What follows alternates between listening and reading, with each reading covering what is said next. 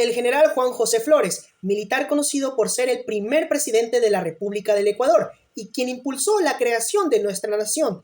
Este venezolano, recordado como uno de los tantos generales más importantes del país, tampoco se puede ignorar sus brillantes tácticas militares, que supo aplicar en el campo de batalla, en donde incluso dos de los enfrentamientos bélicos en el que combatió no solo consiguió una victoria para el bando que lideraba, sino que esas dos victorias eran necesarias, ya que el triunfo era vital porque se jugaba el destino de la República del Ecuador.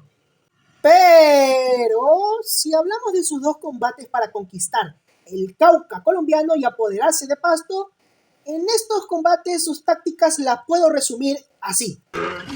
Porque no puedo hacer nada bien.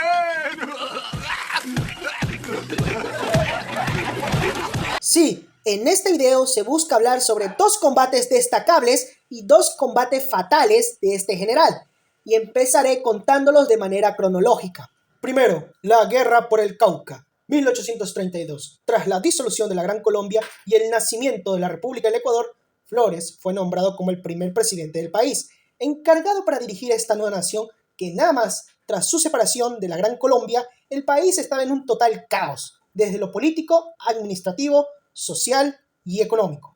Y no se puede olvidar que a partir de esos años, los ingleses estaban preparando los métodos para cobrar la deuda que se contrajo por los procesos de independencia. Porque recuerden, los ingleses terminadas las guerras de independencia procedieron a... Los ingleses ya no ayudan, los ingleses facturan.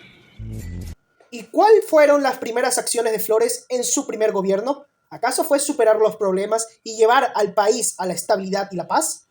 Pues les explico. La acción primera de Flores fue anexar Pasto y otros territorios del Cauca colombiano como Popayán y Buenaventura. Si bien Flores consiguió estos territorios sin tanto enfrentamientos militares inicialmente, fueron sus aliados colombianos, José María Obando y José Hilario López, quienes traicionaron a Flores, convencidos por el gobierno neogranadino para que vuelvan a incorporar los territorios que anexó Ecuador, dando inicio a la Guerra del Cauca, la cual terminó con una derrota para las fuerzas de Flores y obligando a sus fuerzas a regresar a sus fronteras originales.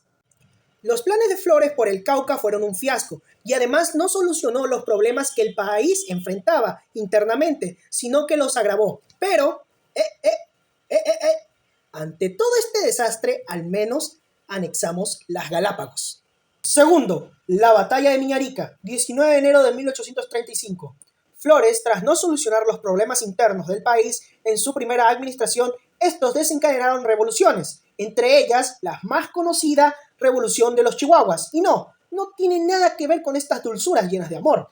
Aquella revolución liderada por Vicente Rocafuerte fue detenida por Flores en Guayaquil. Mientras tanto, en Quito se dio un golpe de estado liderado por el doctor José Félix Valdivieso y respaldado por los pueblos de la sierra, en donde estos territorios ya no querían formar parte del Ecuador y deseaban volver a la Gran Colombia, del cual con esto empezaría la fragmentación del territorio ecuatoriano, del cual hubiera sido posible si los convencionalistas hubieran perdido en Miñarica, cosa que no ocurrió. Porque Juan José Flores, junto con sus tácticas militares y con ayuda de su nuevo aliado y presidente de facto Vicente Rocafuerte, libraron una feroz batalla cerca de Ambato que terminó en una victoria para los convencionalistas. Con este triunfo se consigue estabilizar el país y los dos líderes convencionalistas fueron aclamados con euforia por salvar el país de su horrible destino.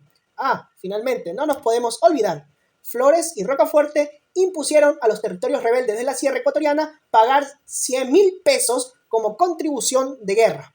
Porque me apetece, porque quiero y porque puedo. Mucho tiempo después llegamos a 1859-1860, Batalla de Guayaquil. Ecuador estaba pasando por un momento muy difícil en su historia, al menos ya no era su primera vez.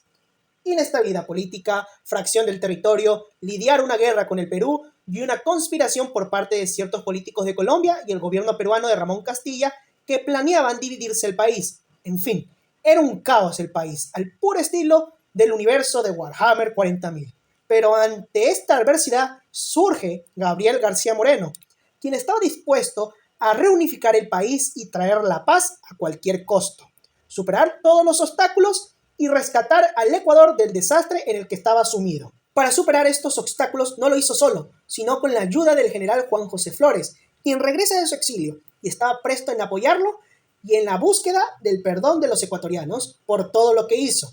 García Moreno, viendo las buenas intenciones de él, no solo acepta su ayuda, sino le deja a cargo todas sus fuerzas para derrocar y expulsar al traidor de Guillermo Franco y a las fuerzas peruanas que lo respaldaban y se encontraban en Guayaquil. Flores ejecuta un complicado plan para expulsar a sus enemigos.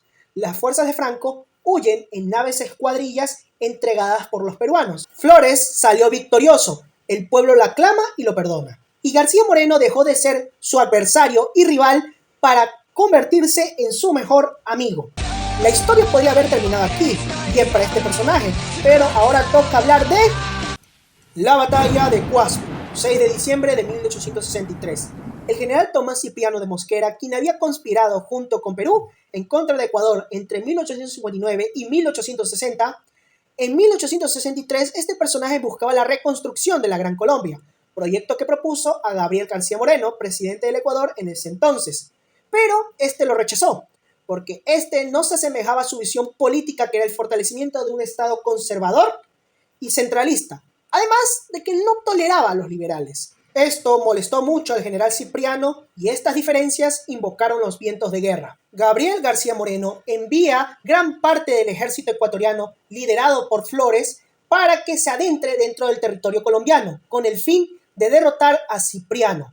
Las fuerzas de Cipriano eran inferiores en comparación a las fuerzas ecuatorianas, quienes eran numerosas y disponían de nuevos y grandes equipamientos militares, pero Cipriano tenía una ventaja, y esta era de que conocía el terreno surcolombiano, por lo que escogió la zona de Cuaspu, del actual departamento de Nariño, como ideal para emboscar a las fuerzas enemigas. Este tipo tenía un buen plan. ¿Y cuál era el plan de nuestro general Flores? ¿Qué táctica iba a emplear?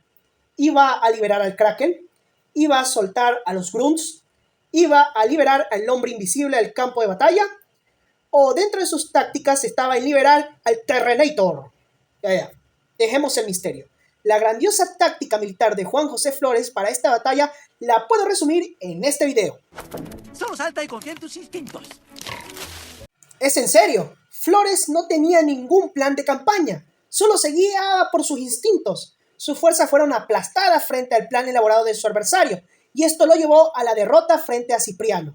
Mosquera y Moreno llegan a acuerdos beneficiosos y se firman la paz. Flores se sintió humillado y avergonzado. Su reputación estaba por los suelos, pero eso sí, jamás fue tildado de cobarde a pesar de su derrota. Incluso él deseaba nunca más volver a comandar soldados. Al año siguiente, en 1864, dio su última batalla en servicio a su país a pesar de su juramento, batalla que reclamó su vida. García Moreno perdió a su amigo fiel, y así termina la historia de este personaje tan complejo por sus acciones correctas y erróneas. Personaje que ayudó con la creación de nuestra república.